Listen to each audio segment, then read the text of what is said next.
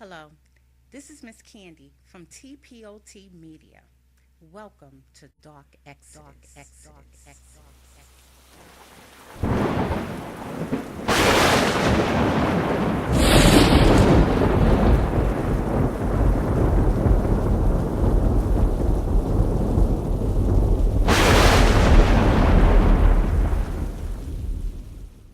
Sometimes it's just a few who are speaking the truth. The truth catches fire, and that's what's happening now.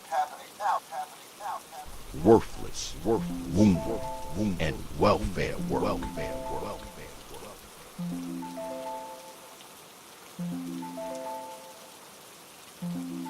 Here comes X. Think about this. This is X from the Prophet of Thought series. You know, The Froten Star. and I'm back with another. Dark Exodus. And the darkness continues in cycles. Let us start with worthless. It begins early in life, when you are young, usually because the person that raises you is worthless too. They have no life experience because they have never done anything with their lives. Probably should have never had you in the first place, because all they did by doing so is create a what came first, the chicken or the egg scenario, repeating a cycle that they were created in. You know, the cycle of penis, pregnancy, then poverty. Yep, they had you, your brothers, your sisters, none of you sharing a father, but all of you sharing the experience of lack of a father. This all seems normal to you. This mother has made it normal because it's normal to her. So this is your life as a child, living with barely the bare minimum. Days filled with hunger, days filled with abuse, neglect, and the lack of basic things a child should have. Clothing, shoes, coats, hats, food, no father around, but somehow men seem to always be around. And usually not just around for mom, because when mom's not looking, these so-called men make moves on you too, even though you are only 10 years old. All of this stuff combined wears on you, doesn't it, girl? As well it should, making you wish that you can hurry up and become a grown-up. So by the time you are old enough to do anything adult-like, you do it. You do pattern yourself after the one adult who you are around the most. Mother. And what do you see mother involved with more than anything else? Not you, not your siblings or your education. Not a job or school. Not making sure you eat or have a decent home. Nope. Mom is mostly involved with men. She's taught you that men make you an adult. Not even picking a good one, just having one or having several. After all, that's what you saw her do. She didn't even seem to mind sharing one with you, even though at the time you were only 11. So now it starts. Your main activity, promiscuity. This is how you were trained. Not to open your mind or open your book, but to constantly open your legs. Then it happens. That period didn't show up this month, nor does it show up the following month. Then you realize having unprotected sex may result in a pregnancy. And being that old mom was pregnant multiple times, this is the beginning of being just like mom. But mom doesn't take too kindly to you walking around the house barefoot and pregnant. After all, that's her job. Well, it used to be her job when that worthless wound of hers was working. But now your wound is the one that draws men to it. Your wound is more popular than hers. Your wound will give you what her wound gave her: shelter, food, and nigger pennies. So mother develops womb envy. She realizes now what it is to be worthless. How dare you be her? when she used to be you. Jealousy consumes her. Her only way to deal with it is throwing you and your womb out of the house. So now you're on your own, with twins on the way. The guy who you think could be the father keeps sending your calls to voicemail. The babies are coming soon. Where do you go? What do you do? Where do you sleep? How do you live? But wait, you remember what mom taught you. Your womb can help you out of this predicament, just like mom's womb helped her out with you. And you have a friend who used her womb, and she's more than willing to show you the ropes. The friend is even willing to let you crash there for a while, because two wombs are better than one. But soon the twins arrive, fatherless and homeless. You know you've been at the friend's house, but this was temporary until the babies came. And that two wombs are better than one thing was only valid until yours was back open for business, because your friend's womb is still operational, and she enforces the one working womb rule.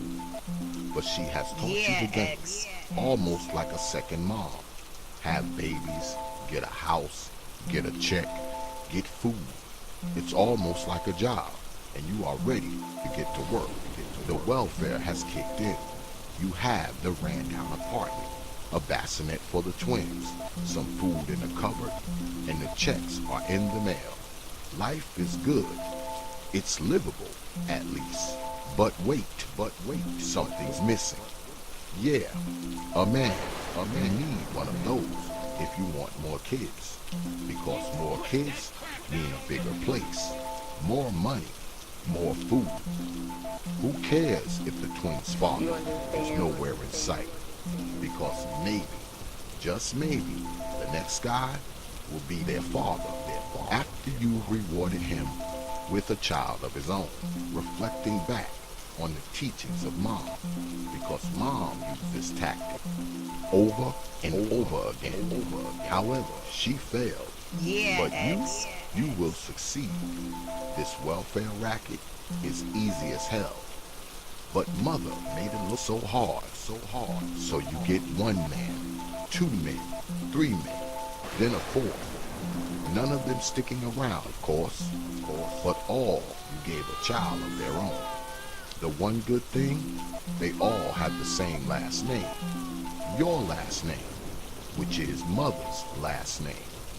Another similarity you and her share, because just like mom, none of the men who claimed your body took time to claim the child. Now you are mom. You know raising kids within the pressures of poverty, despair, abuse, and neglect, slim pickings, crappy neighborhoods, and bad schools, and of course, the threat posed by the creeps you drag home. Does this sound familiar? It should. Time goes on as the children grow, all of them supported by the father that actually acknowledges them. That father being the state. But dad has now grown tired of supporting his children. If supporting them continues to mean supporting you. So the notorious BDG, you know, Big Daddy Government says, get off your ass and work, or he will stop feeding, clothing, or housing the kids. So to keep BDG supporting the kids and you, a lackluster attempt is made to find employment. But what do you do? What do you know how to do?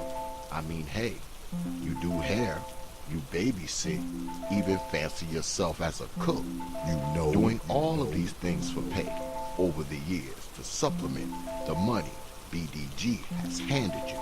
Or should we say, the lack thereof. But now it's time for something above board, because those 6 little meal tickets have started to age out of the system, and you have aged out of the market.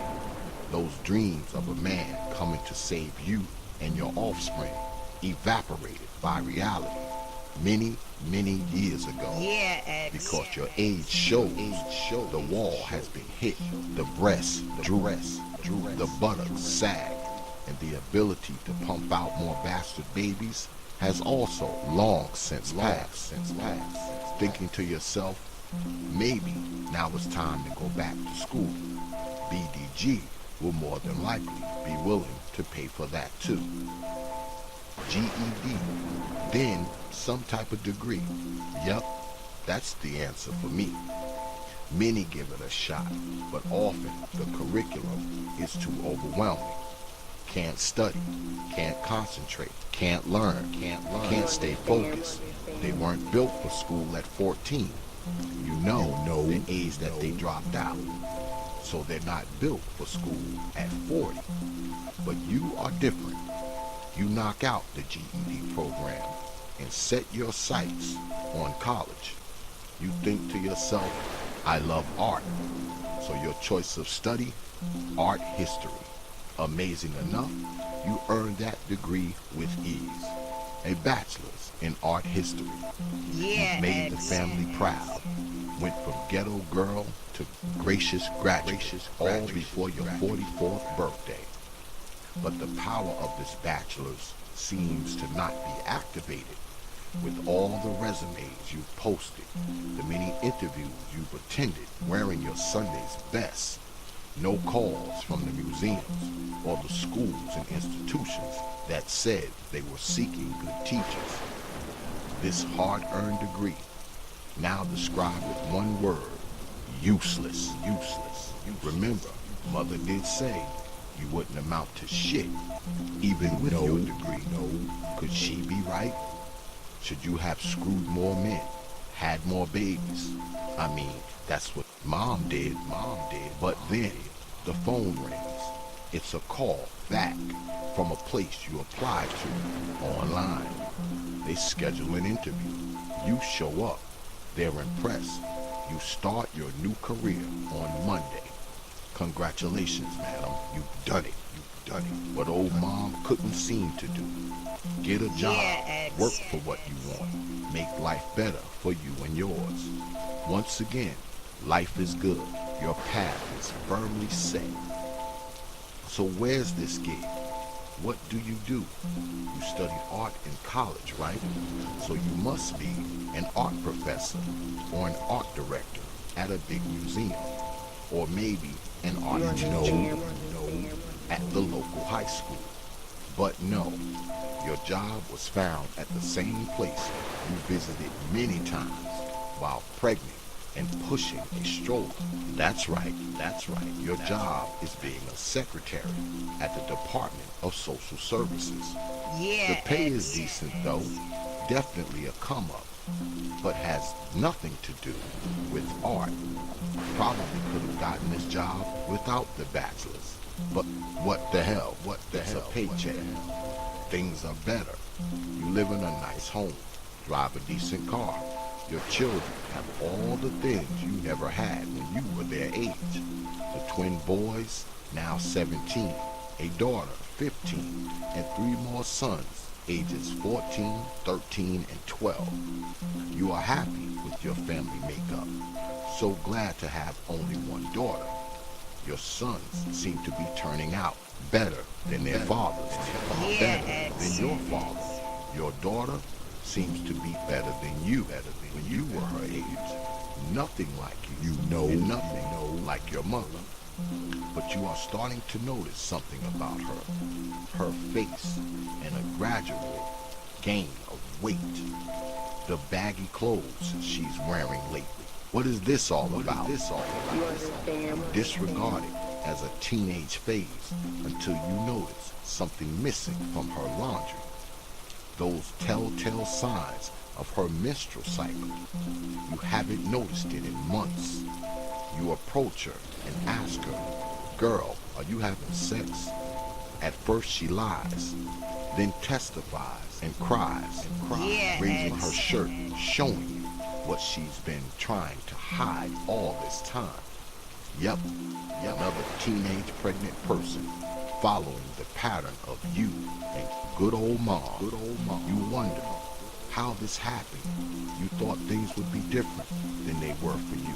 Maybe you are more like mother than you thought you were. You ended up knocked up due to mama's negligence in her role as mom. Even though you pursued school and career with much of your time, neglect is still neglect. But all in all, you still are thankful to that old woman who still lives in the project apartment where you were once raised. Thankful for teaching you how not to be, so you can be focused on preventing your teenage pregnant daughter from going through the painful ordeal that took you full circle. You know process you refer to as worthless, wound, and welfare work. Dark X. Open your mind. Open your mind. Open your mind. Open your mind.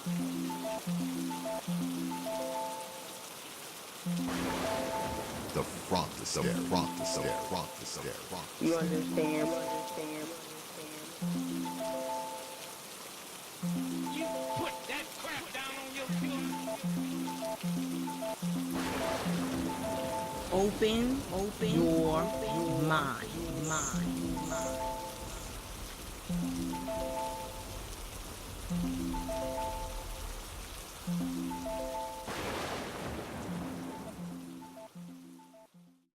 Only from TPOT Media.